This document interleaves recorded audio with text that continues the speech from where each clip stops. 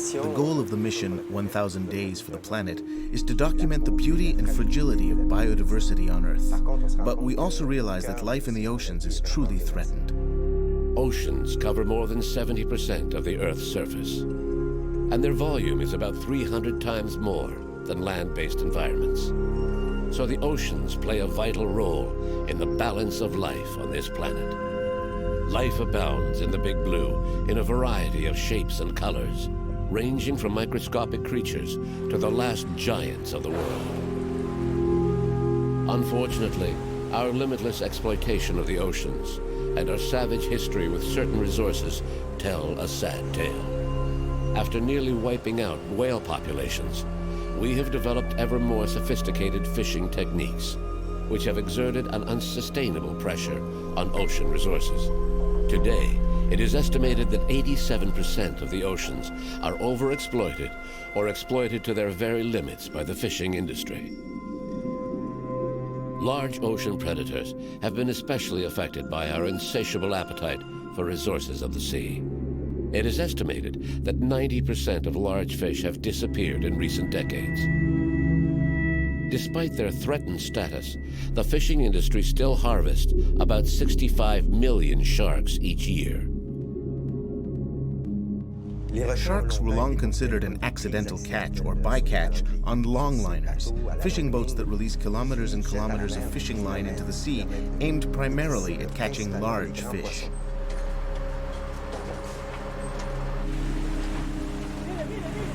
But sharks are no longer a bycatch. Today, they are targeted directly.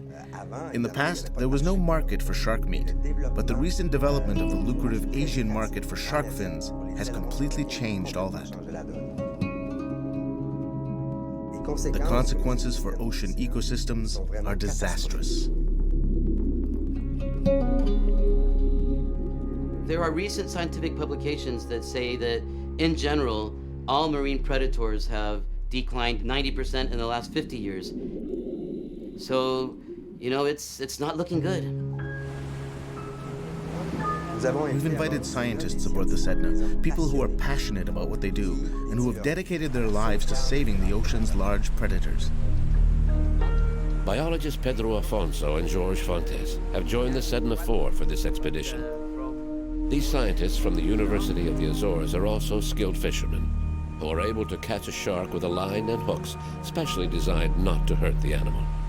They will team up with Randall Arauz, a scientist and activist who has become well known internationally for his campaigns against shark fishermen, especially those who practice shark finning. Our first stop was the Azores, in the middle of the Atlantic.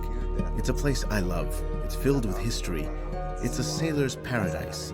On the beaches, the docks, even in the bars, you can feel the history and smell the sea. Sailors love to stop at the small port of Horta on Fayal Island. Located on either side of the mid-Atlantic ridge, the Azores archipelago is the result of 20 million years of volcanic activity. The spectacular scenery of the islands, which have emerged only 5 million years ago, continues to evolve and change as a result of volcanoes and the movement of 3 major tectonic plates that meet here.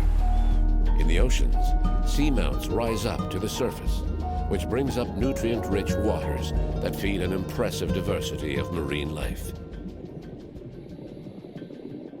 In seamounts, you typically have upwelling events, that is, deep water that carries nutrients along the slopes of the seamount to surface or at least to depths where the animals can profit from it. Seamounts not only have more biomass or more animals, they have more species, including the top predators that might be travelers of the ocean, but that might stop on particular seamounts because they have the increased productivity which they can profit from. Everybody goes to the seamounts, including man, of course. Many migratory species appear to use these seamounts in some phase of their lives. But only recently have scientists discovered the important role played by seamounts around the world. We could probably try to do that, like at 4 One o'clock. of the very first seamounts to be declared worldwide as a marine reserve for scientific purposes, so we can understand the whole process from bottom to top, is the Condor Seamount, which was declared a marine reserve about 3 years ago. And this is just outside our door, which is a fantastic opportunity for all of us, scientists, fishermen, and managers, to understand how these seamounts work so we can better protect them. The volcanic seamounts in the Azores cause nutrient-rich currents to rise to the surface, which attracts pelagic species such as hammerhead sharks, whose status is precarious and which are increasingly rare in the world's oceans. Hammerhead sharks are among the most endangered sharks. All pelagic sharks are reduced 90% during the last 50 years, but hammerheads are down 98, 99% in certain areas of the world. So they need a lot of help. The crew of the Sedna 4 hopes to install satellite tags on young hammerhead sharks that seem to use some areas of the Azores as a nursery. Hammerheads are naturally less abundant because they produce much less offspring to start with. Secondly, they actually make what we call some kind of parental care to their offspring, in the sense that they move to very specific habitats where females think that their pups are gonna have increased chances of survival during their first months and years. So the nurseries of hammerheads are typically located in these very coastal areas, shallow inlets, mangroves in the tropics. In the particular case of this hammerhead species, the smooth hammerhead, we think that oceanic islands such as the Azores might play a crucial role as nursery habitats for the North Atlantic population of this species. In places like the Azores, there has been no historical fishing pressure on hammerhead populations locally, and this continues to be the case, fortunately. However, the adults which live an oceanic lifestyle are also attracted to the longlines, the industrial longline, in open water, and they are indeed a bycatch, a typical bycatch of this fishery. And that is exactly the reason why now ICAT has mandated the member states to forbid any landing of hammerhead species on the longline fleets.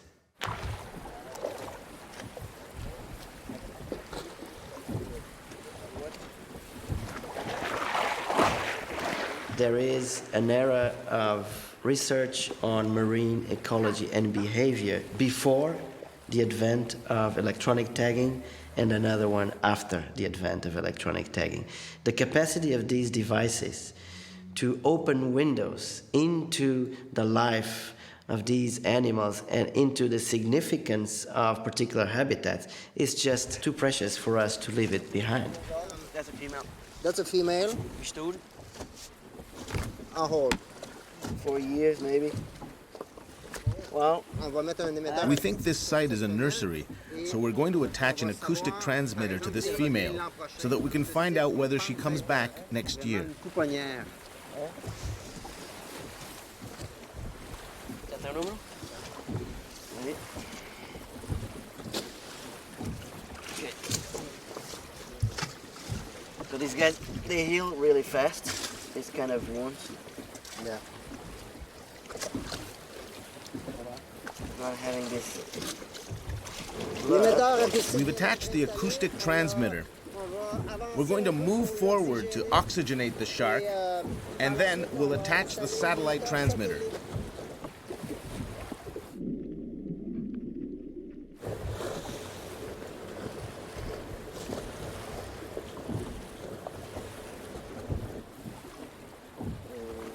You got it? Ya tens el número de marca?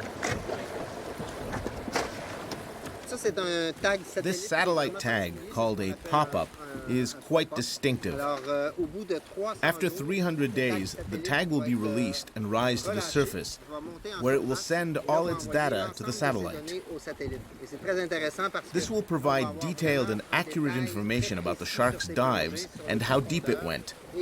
And if it traveled any long distances during these 300 days, We'll learn that too. Okay. Okay, whenever you want. 1, 2, Head first. 3.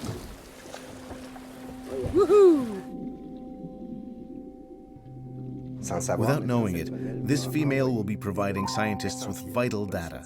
They'll use it to learn more about her movements and eventually to help put protective measures in place for this extremely threatened species.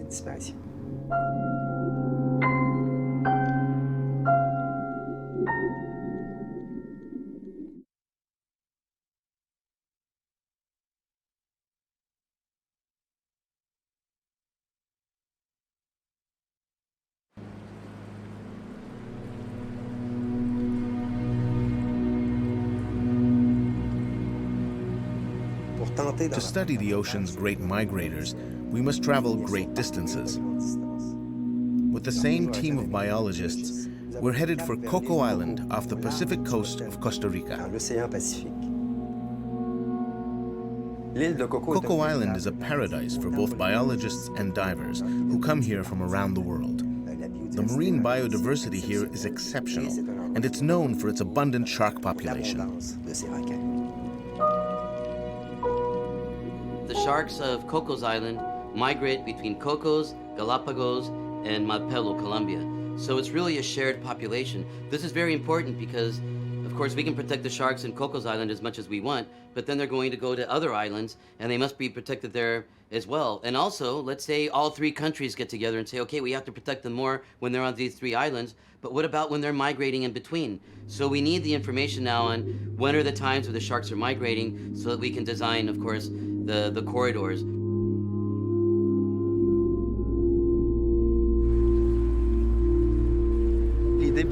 Our goal is to install a satellite transmitter onto a hammerhead shark.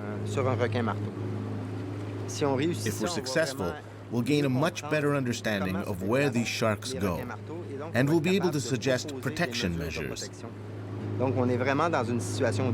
It's very urgent that we gather accurate data on the sharks' migration routes so that we can adopt effective conservation measures. Catching a hammerhead shark will not be easy. They are very cunning animals, and there are fewer and fewer around Coco Island. And because there are many different kinds of sharks, our bait may attract other species. But it's very important that we get a satellite transmitter onto a shark to better understand how they move around in this area of the Pacific. There are many illegal fishermen around here, and we must put conservation measures into place quickly. Fortunately, the government of Costa Rica recently increased the protection around Cocos. They're taking stronger actions against the illegal fishermen. I really hope we can curtail all these illegal fisheries and that we can somehow control, the uncontrolled fisheries that are happening now in the eastern tropical Pacific, because hammerheads definitely have dropped during this last year. The decline of shark species is caused by overfishing, prompted largely by the demand for shark fins, which can fetch up to several $100s per kilo. There is a 12-mile protected zone around Coco Island in which no fishing is allowed. Obviously, the extraordinary biodiversity here attracts many poachers. We see them sitting just outside the 12-mile limit on our radar. The island has a monitoring system, wardens and boats, but they can't do anything when the poachers are outside the park.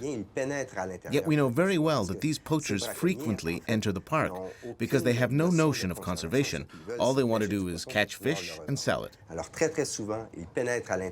When they come into the park, they often play a game of hide-and-seek with the park wardens.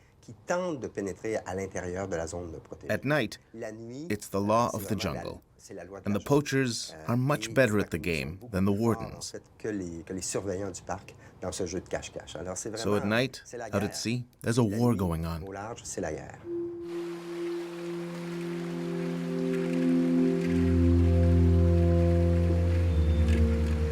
On the island, the evidence of poaching is striking. You see it everywhere.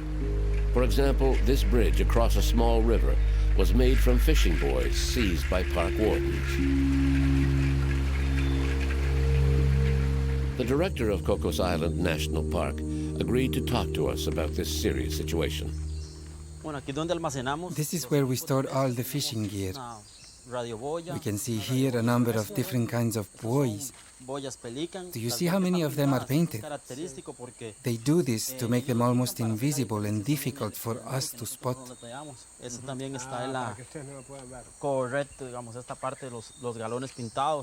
We keep all the confiscated equipment here. As you can see, there is a lot.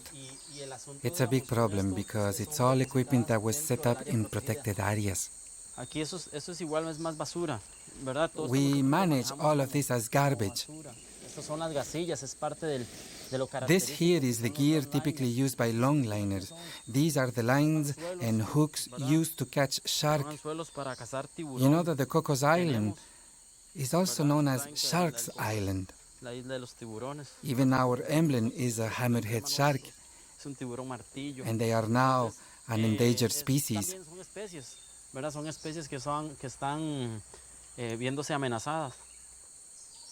There are pressure zones that are between 8 and 10 miles from the coast. The fishermen know when we're coming and sail off. So by the time we reach the point where we first spotted them on radar, they're gone. And that's where we find all this fishing gear. Sometimes they've even had enough time to cut or retrieve their lines by then. Es decir, ellos en el lapso que tratamos nosotros de llegar hasta ellos, ellos recogieron lo más rápido.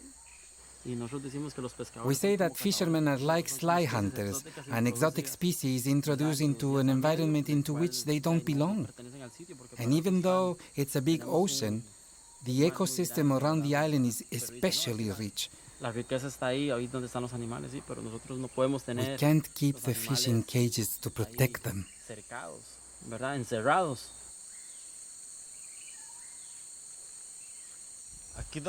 This is where we keep the buoys we retrieve. Las boyas pelican, ¿verdad? Las boyas pelican prácticamente. Most of them come from Taiwan, and they paint them so they can sneak past the patrols. ¿Verdad? Si usted ve una boya, nosotros decimos que boya china, pero en realidad es procedente de Taiwán. Look at the difference. This is one that hasn't been painted, and this is one that has. With the painted ones especially, we can clearly see the intention behind them, to harm the protected area by fishing shark and tuna.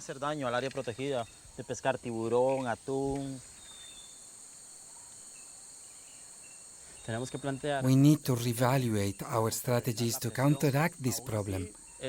We're not here just to patrol and protect.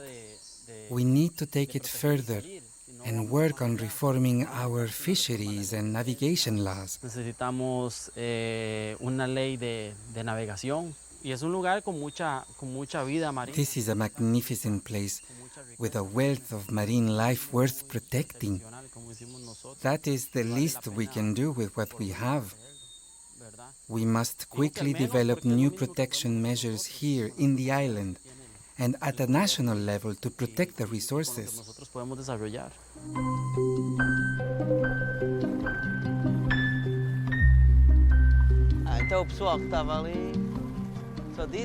The team of scientists continues its efforts, but the days go by, and the large numbers of hammerhead sharks that Cocos Islands is famous for are still missing. The team decides to change the protocol. At this point, any species will do. The scientists must absolutely catch a shark for their research. Unfortunately, I'm not seeing the same number of hammerhead sharks. I used to see hundreds at the different stations in Manuelita, at Dirty Rock, and Alcion. And about 3 trips ago, last year in September, we came, and there were hardly any sharks, but the water was very warm, and everybody said, well, it's El Nino, the water's warm, the sharks will come back as soon as it gets cold, and okay. But yeah, the water's a lot colder now, and they're not coming back. There was a place like this in Mexico, the Gulf of Cortez, and they had hammerheads just like here, and they wiped them out in the 90s. You know, they can be wiped out. The scientists have tried everything. They spread blood in the water to attract sharks, use baited buoys, anything to catch a shark.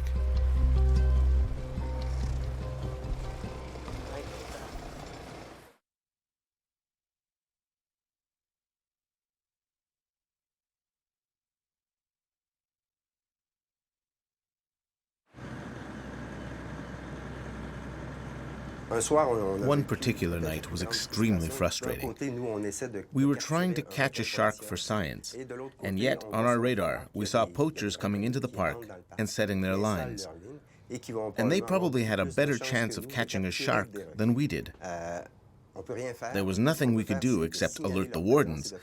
They said they would try to stop them, but we knew very well that their chances of catching the poachers were slim. So we have a boat. You see the boat there? Ajá. ¿A cuánta distancia se encuentra? At what distance? 12 miles. It's about 12 miles away. It's about 12 miles away. It's leaving the Coco Island National Park limits. Are you heading right out to look for them? Yes, we're going straight there. Earlier, this boat came within 3 miles of ours. Clearly, it was completely inside the park boundary, so the fishing equipment could be just about anywhere. What they do is cast their lines, then leave the park limits. What they do is cast their lines and then leave the park limits. They'll remain outside at the 12-mile limit, where they cannot be caught. An important point to explain in all of this is that if we reach them, we will most likely find fishing gear. But unless it's connected to the boat, we cannot prove that it belongs to them. The fishermen see us patrolling because they have radars like ours. And as soon as we start off towards them, they move further away. And so we can retrieve and confiscate the equipment. But unless the boat is right there, there is no way to prove anything.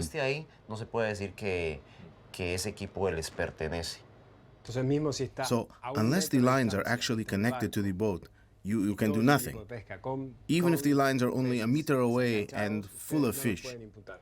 Exactly.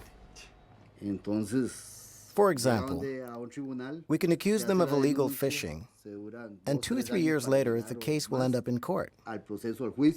But when the judge asked the park ranger if he saw that the lines were connected to the boat, if the answer is no, and the captain denies that the lines were his, then the case is dropped.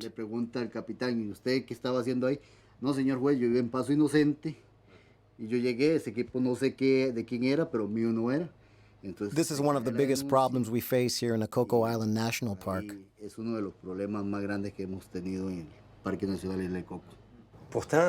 We know what the problem is. We just need to change the law so that every fishing buoy is identified with a boat number. That would solve the problem. If a fishing buoy is found inside the park with your boat number on it, you're guilty. Period. Along the coast, measures to protect berthing areas are not much better. The team joins another group of scientists in Golfito Bay, in Costa Rica. The Tiburon mission team is studying the life cycle of young hammerhead sharks that gather in this bay. The biologists are working directly with some local fishermen to try and provide protection for female hammerhead sharks who give birth in the area. During the months of July and August is when there is a jump in the number of, specifically, young hammerhead sharks being captured.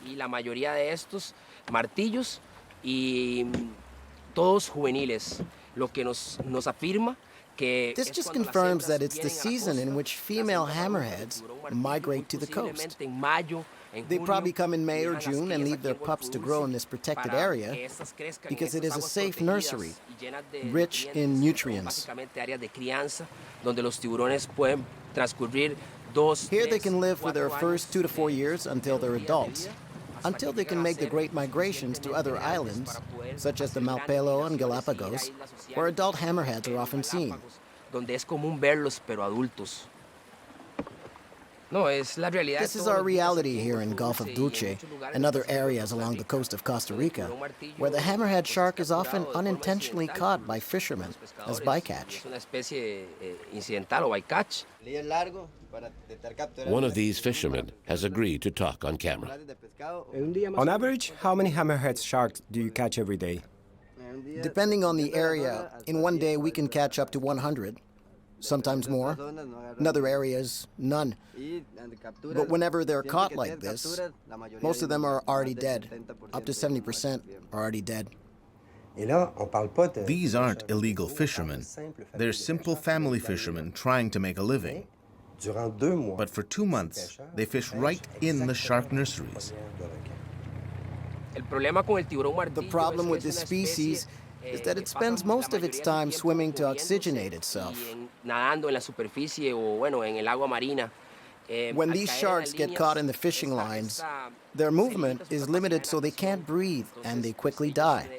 That's why during those months fishing in this area must be prohibited. 63, 48, macho. male. Es un recién nacido. It's a newborn. It still has the opening from the umbilical cord. 63 It's 63 centimeters in length. Hammerheads are born between 50 and 60 centimeters. That male is 2 weeks to a month old, no more than 2 months. He's ready for relax. Un macho. An interesting fact is that in the Gulf of Dulce, there are more male than female hammerheads. It may be a strategy to ensure genetic diversity within the species. Para garantizar la diversidad genética de la especie. Vamos, Come on, vamos. go!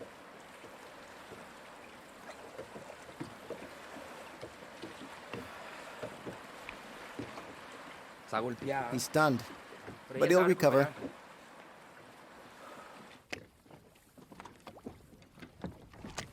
The capture of this young tiger shark is not good news.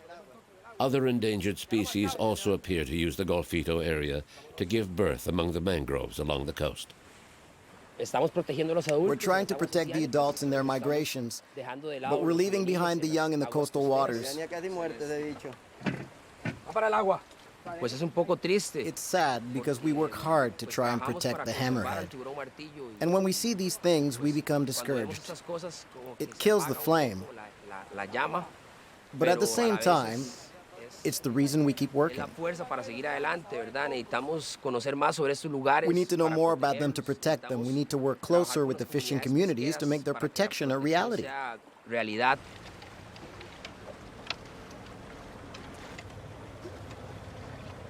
In Puerto Jiménez, there aren't many traditional fishermen. Only around 20 to 30 families whose livelihood depend directly on traditional fishing. There are a lot of options in the area. There's a lot of tourism. There are even many other marine species during these months, like whales and dolphins. And these can provide some alternatives, like tourism.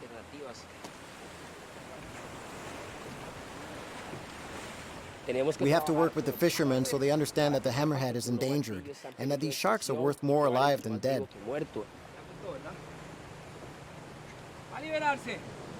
You're free!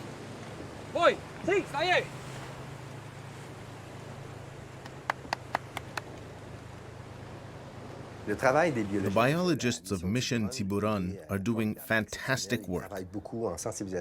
They raise awareness with young people and fishermen, but it will take more than that. We need laws to protect the sharks' birthing sites and nurseries for these 2 critical months of the year.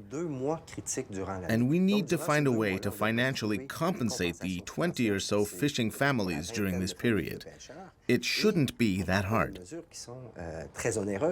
It probably costs more to send scientists somewhere in the world to meet 2 or 3 times to try and understand the problem than it does to implement real measures to compensate these fishermen.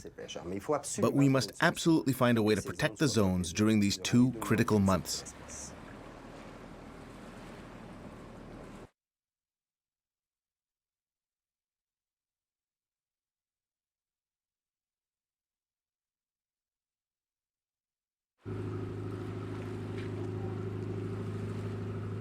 The conservation problems in our oceans are caused mainly by overfishing.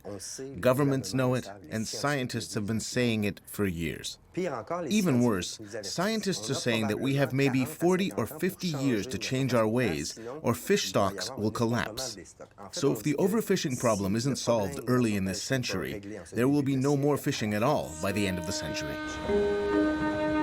Longline fishing is non-selective, and every year its bycatch kills a huge number of non-commercial fish, turtles, birds, and other species. one longliner can deploy up to 100 kilometers of line equipped with thousands of baited hooks. This type of fishing primarily targets large fish, such as swordfish, which are a good source of income for fishermen. But overfishing has reduced stocks to the point where revenues are not sufficient to cover the cost of the industry. The significant decline in swordfish populations has forced the industry to develop new markets. Long considered bycatch, sharks were once thrown back due to their low value. But the growth of the lucrative shark fin market has changed the strategy of the industry. There's very little known about sharks, and shark science only started until the 90s. And I think all shark scientists now share the concern that we're running out of sharks, and we really need to work together to generate the information we need and to get the political change we need. And one day, Randall managed to get a friend hired on as a cook on a fishing boat. The images he took documented for the first time what happens at sea, far from prying eyes. The footage shows turtles and all sorts of bycatch, but the most disturbing images are of what happens to the sharks. These were the first images of what's called shark finning. In its most barbaric form, the shark is brought on board, its fins and tail cut off, and then it's thrown back to the sea, often still alive.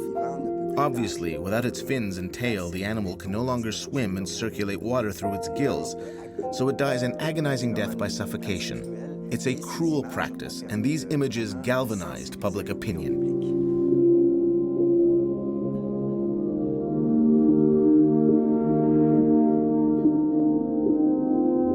First of all, it's a cruel, painful death for these magnificent animals. From a more technical point of view, it's unsustainable. They're wiping out marine biodiversity so that a culture on the other side of the world can have their shark fin soup. These images of shark finning helped raise public awareness, and some countries now ban the practice. But this has not stopped shark fishing altogether. What happened is that a new market has been created. Many countries now require fishermen to keep the shark carcasses. In a way, by creating a market for shark meat, we have legalized a once condemned practice, but nothing has really changed. We're putting even more pressure on shark populations. The way fisheries are controlled out here in the open sea, it's no man's land. It's everyone take all. Everything is for free. And that isn't changing yet. And I think that is something that many countries have to work on. The United States, the Economic Union, Australia, which is a big fishing nation. And, you know, we need to get together and change the way fishery policy is established. We have a very interesting relationship with the government of Costa Rica. However, we have a very bad relationship with the Costa Rican Fisheries Institute. The Fishery Institute is an autonomous institute, which means it's not part of the central government. And since it's autonomous, they are not ruled by the president. They are ruled by a board of directors. And guess who's on the board of directors? Shark finners, shrimp trawlers, tuna purseaners. So they're all there not to establish public policy. They're there to protect their own private interests. What we need is fisheries directed with science in mind. How many boats can fish this resource? When should we stop fishing? Where should we not fish? And even if it hurts somebody's pocket, we must stop fishing. The fishing fleets have grown in the past decades dependent on subsidies from governments. That is, the real cost involved in sending a fishing vessel out there with all the costs in fuel, in gear, in paying the crewmen, etc., is just not overturned by the real profit that the catch is going to make in the market. And the only reason why that fleet or that particular vessel is doing its everyday fishing is because it gets subsidies from all of us taxpayers to lower the cost of those items. If we would be to take all the subsidies to the fishing fleets all over the world, and in particular in developed countries, most of those fleets would stop the day after. By creating a new market for shark meat, the fishing industry is committed to using much of the resource. But at 63 euro cents per kilo, less than $1. Some wonder whether this new market for shark meat is not simply a cover for continuing the lucrative trade in shark fins.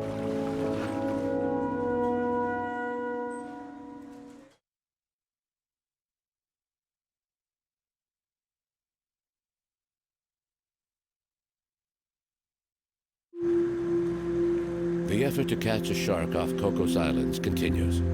Time is passing, and the scientists are redoubling their efforts. Pedro and George have been working day and night. There's no question of giving up. They can't leave empty-handed. The stakes are too high.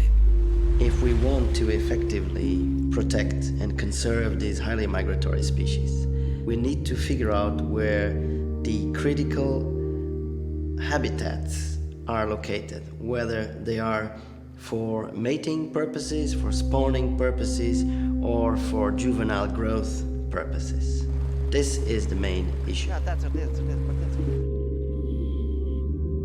Finally, after many attempts, they catch one. It's not a hammerhead, but the team can still track its movements and learn the migration routes of this Galapagos shark.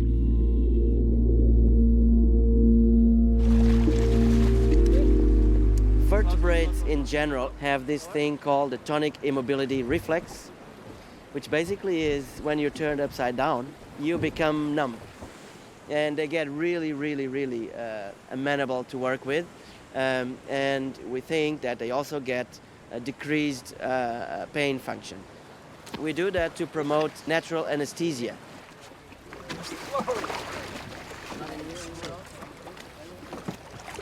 Okay. Yeah, wherever. That's the tag. This is a female Galapagos shark. They just installed an acoustic tag inside it. This issues a sound that can be heard 500 meters around, and this tag will work for at least 5 years. So we expect to get some really good data because the tag is implanted inside the animal, so we're sure it's not going to be lost. Yeah, go for it. Quick action is needed. The scientists install the satellite tag. Okay, bottom one. Let's just keep going for a while. Yeah. Well, the shark looks a little tired, and it's already been hooked for a few minutes, and I'm just a little concerned that, the time it'll take to deploy the satellite transmitter on it might be a little too long.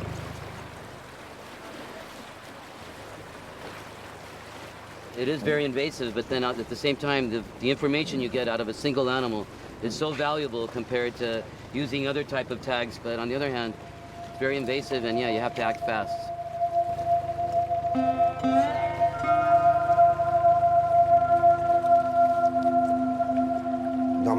Usually, after the first stage of the operation, we turn the shark over and move the boat to oxygenate the animal. This revives it from its comatose state. But this shark wasn't reacting. We began to get anxious. Okay, so see these are self-locking, so that direction is they're good. holding now.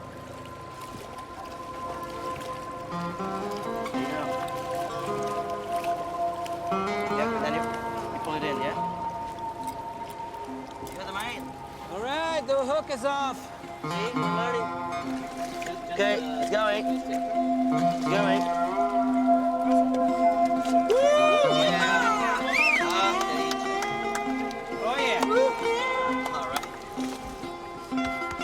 In the end, it was just a scare. The female Galapagos shark regained her senses and swam off with the transmitter. So she will provide a lot of essential data for scientists. In the days that follow, divers managed to install acoustic transmitters on other shark species, including one of the few hammerhead sharks spotted around Cocos Island.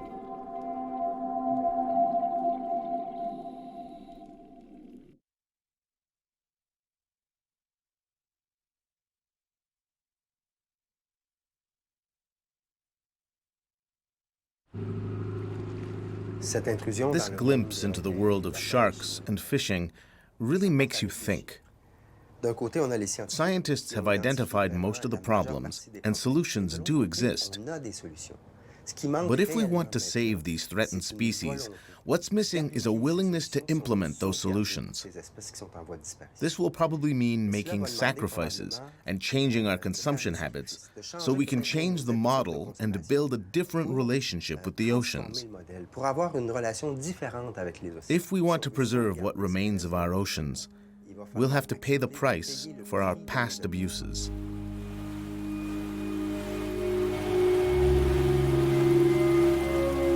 I think there is no miracle solution to the biggest problem of all, which is how are we going to give food to everybody while wild fish are just going low and low in numbers. There is two main hopes in our capacity to solve that. One is aquaculture, but we also know that aquaculture has a lot of environmental and even social problems associated with it, and we need to solve those. And the other is obviously a more sustainable management of global fishing in the world. And that might take the exploitation of lower trophic chain resources, which can still give good protein to people and release a little bit our pressure on the top levels. So balanced harvesting is becoming a major hope in the fisheries science arena.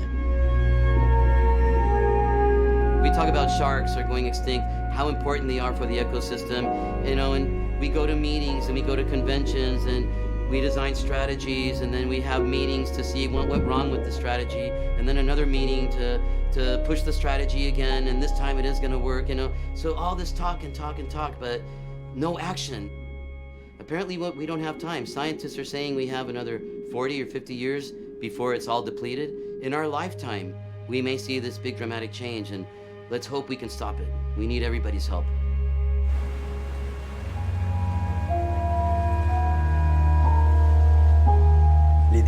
There are serious conservation challenges, but I'm optimistic. When humanity mobilizes, we can accomplish great things. We mustn't forget that everything on Earth is interconnected. We depend on other species for our own survival. If we can change the way we coexist with other species, I'm convinced we can get there. We can do it, I'm sure.